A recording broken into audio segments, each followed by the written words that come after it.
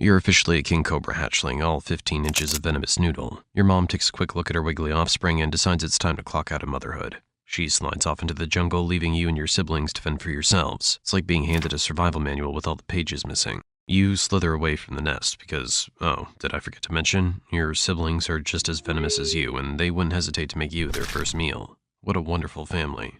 Now, on your own, you set off to explore this dense forest located somewhere in Southeast Asia. Unlike most snakes who prefer the cover of darkness, you're a daylight hunter. The sun's warmth energizes you, making you ready for your first adventure. Oh wait, did you just realize that you look like any ordinary snake? No sign of those signature flared ribs that make you special? Because, my friend, King Cobra doesn't waste its intimidation tactics on casual strolls. It only spreads its ribs when it's feeling spicy, either threatened or ready to throw hands. Fangs. Otherwise, it just folds up like a normal snake, undercover mode activated. Oh, look, a skink scurry spy. You freeze, your keen eyes locked on target. With lightning speed, you lunge, your tiny fangs sinking into its flesh. From day one, your venom's potent enough to take down prey. Your first meal served. Not bad for your first day on the job. At this age, your meals are typically about the size of this lizard, quite fitting for a worm like you. Suddenly, you notice a monitor lizard heading your way. That's bad. Will you make a run for it? Oh, wait, it hasn't noticed you yet. That's definitely thanks to your striped skin, which helps you blend seamlessly into the background. You're basically nature's ninja. The monitor lizard wanders closer to a stream, and you realize something interesting. Water isn't just an obstacle for you, it's also an escape route. You silently slip into the water, swimming away with surprising grace. Unlike your serpentine cousins, you're quite the swimmer, capable of crossing several kilometers of open water when needed. Who knew a snake could do the backstroke? So you spend your early days running from adult king cobras, hiding from birds that love spaghetti for dinner, and trying to avoid monitor lizards. A few weeks into your life, something odd happens. Your eye scales turn cloudy blue, your skin feels itchy and tight. You're growing too fast for your own outfit. You find a rough tree branch and start rubbing against it like it owes you money. Your old skin catches on the bark and voila, you begin to crawl out of yourself. It's like taking off skinny jeans after Thanksgiving dinner. A few hours later, you emerge, leaving behind a perfect translucent replica of your former self. Your colors are brighter now, your senses sharper. Growth spurt accomplished, and you'll be doing this every few weeks while you're young. It's the cobra's way of taking a shower. You're not just any snake, you're royalty with a 45 million year family legacy. But your ancestors weren't born with crowns. Let's rewind the clock to see how Fragile Noodle became the king of all serpents. Your great times a million grandparents were just standard issue elepids trying to make their way in prehistoric Asia. Back then, being venomous was their only party trick. No fancy hood, no impressive length, just tiny fangs and dreams. The problem was, everyone else had venom too. It was similar to showing up to a knife fight and discovering everyone else brought the same knife. Your ancestors needed something extra. Something with flair. Some bright bulb in your family tree discovered that spreading their ribs made them look bigger. Not much, just a tiny bulge, but it was enough to make predators think twice. Those who could puff up had a better chance of surviving during that era, while the ones who couldn't were eliminated. This trick started getting passed down from one generation to the next, improving a little more each time. Fast forward a few million years of evolutionary tinkering. Your ancestors' ribs started getting longer and more flexible right around the neck area. Meanwhile, special muscles developed, the levator costae and supercostalis lateralis superior, if you want to get fancy about it, giving them control over this new party trick. By about 20 million years ago, the hood was taking shape, and your ancestors were testing their new look on the prehistoric runway. Those with wider, more impressive hoods scared off predators and impressed potential mates, a 2-for-1 special in the evolution department. The wild thing is, you're not even related to the real cobras. Despite your royal title, you're actually closer cousins with mambas than with true cobras. You and the Naja cobras both independently thought a neck fan would look great with this outfit. Scientists call this convergent evolution, when unrelated species develop similar traits because they work so well.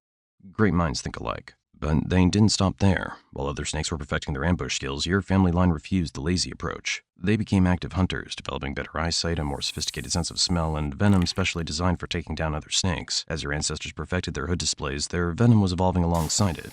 A coordinated makeover millions of years in the making. Their venom evolved to include special pain-inducing toxins, because what good is looking terrifying if you can't back it up with a bite that feels like lava inside someone's veins? This deadly combo meant predators learned one lesson fast. Mess with the hood, it won't end good. So your ancestors got bigger too.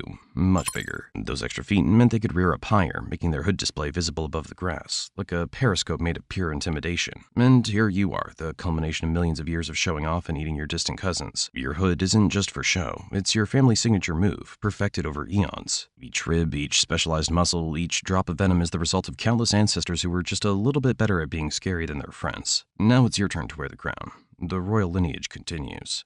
By your first birthday, you've grown over 6 feet long. You're officially a young King Cobra now. About 90% of your meals are snakes. You've realized they're tastier than anything else you've tried in this jungle, especially the ones bigger than you. You're not just any predator. You're a detective in scales. While other snakes lazily wait to ambush their prey, you actively track and pursue yours. Those specialized chemoreceptors in your tongue, they're basically your magnifying glass, helping you follow chemical trails left by your prey. Elementary, my dear Cobra. You start moving away from your childhood spawn and begin exploring wider areas. You've figured out how to lift the front third of your body to peek over tall grass, sometimes just to get a better view of the surroundings, hoping for a crunchy snake to show up. Then you sense something strange, like someone's watching you. You spot it, a young King Cobra looking hungry and wondering if you taste like KFC. In fact, this snake's been following your tracks since yesterday. Thanks to Cobra's advanced sense of smell and chemical detection abilities, it's managed to track the scent particles you left behind while wandering around its area yesterday. Game recognizes game. You're both expert trackers after all. To be clear, this isn't an ordinary fight. This one will decide if you're having a gourmet dinner tonight or becoming the dinner. Good luck, anyway. You circle each other. You spread your hood. Those specialized ribs connected to your neck muscles unfurling like deadly fans. Each rib can extend outward independently, creating that iconic cobra silhouette that strikes fear into the hearts of prey and rivals alike. Oh, it copies you perfectly. The tension here is heavier than the jungle humidity. Then it strikes. You dodge and counter, landing a bite on its tail. Within moments, you inject a massive dose of venom, and then step back. It's running away. You wait. You wait a little longer. Oh, nice. The venom started to work, causing paralysis and shutting down its nervous system. While you're waiting for it to collapse, let me explain something.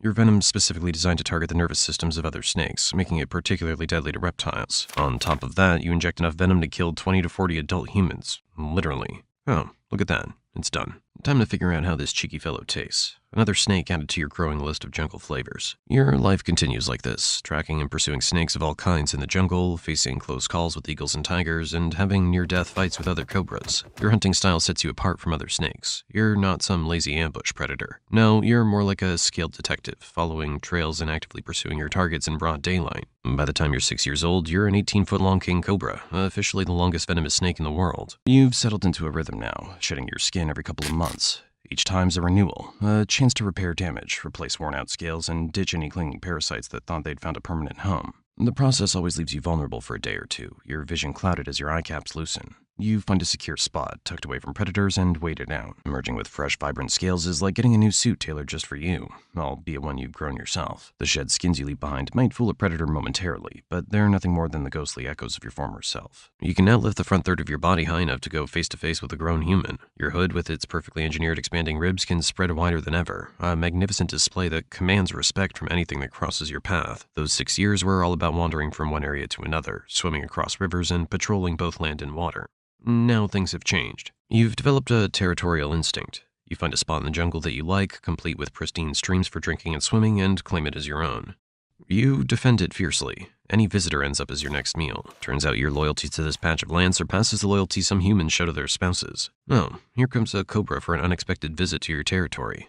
Time to put those specialized ribs to work. Spread that hood. Show 'em who's boss. You've now devoted your life to guarding this area and defending it from anything that dares to show up.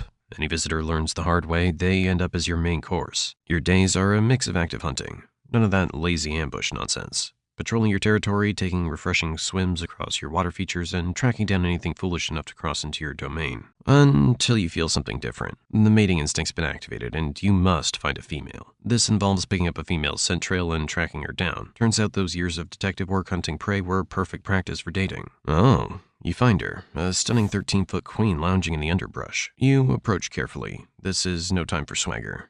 If she's not in the mood, your courtship could quickly turn into her dinner. Your hood-spreading ribs twitch in anticipation. Oh, look, another contender arrives with the same goal in mind. This means one thing, a dominance duel. Unlike your usual battles, this isn't a fight to the death. The goal here is to impress the queen, not fill your stomach. You twist, coil, and wrestle, each of you trying to pin the other to the ground.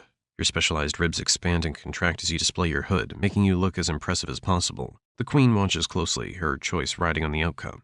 If you're pinned, you'll have to retreat and try your luck elsewhere. But if you succeed, well, you'll get your reward today. The courtship begins. It's a slow, spiraling dance of coiled bodies, a mesmerizing display that ends with, well, let's keep it PG. When it's over, you make a quick exit before the queen decides to switch her priorities and make you her post-courtship snack. You leave her territory and start looking for another mate, perhaps across the river. Nothing like a refreshing swim to clear your head after a romantic encounter. Okay, let's assume you're a female instead of a male. During the January to April mating season, your body enters a state of biological readiness. You release pheromones through your skin, leaving chemical signals to attract nearby males. Soon, multiple suitors gather, each willing to risk it all for the chance to win you over. You sit back and watch them wrestle, each male trying to prove his dominance and earn your favor. Their hoods spread wide, specialized ribs creating impressive displays of strength and size. In the end, you choose the strongest and most skilled fighter. And the courtship begins. Once it's over, the male leaves and you turn your attention to finding the perfect spot to lay your eggs. You spend days actively searching your territory, swimming across streams and investigating every potential nesting site. Finally, a cozy patch of jungle floor with just the right humidity catches your eye. You gather leaves and debris, meticulously constructing a nest. Just so you know, king cobras are the only snakes that build nests. Before laying eggs, you undergo a special shed, your pre-nesting shed. Unlike regular maintenance sheds, this one marks a biological milestone. Your body's been redirecting energy from growth to reproduction, and this fresh set of scales prepares you for the next phase, motherhood. The timing's crucial. Your new skin will need to endure weeks of nest guarding without replacement. Once the nest is ready, you lay 30 to 50 eggs and begin an intense, no-nonsense 70-day guarding period. No snacks, no breaks, just you keeping watch over your future offspring like a venomous sentinel. When the eggs finally hatch, your job's done. You leave the hatchlings to face the world on their own, their fates now in their own tiny slithery hands. As April ends, so does the mating season. You return to your regular life, actively hunting rather than ambushing, patrolling both land and water and defending your territory. Years have passed, and look at you now, 18 feet of pure muscle. You're literally wearing the title the longest venomous snake in the world. By the way, happy 20th birthday. No cake, just existential dread. Your skin doesn't renew itself like it used to.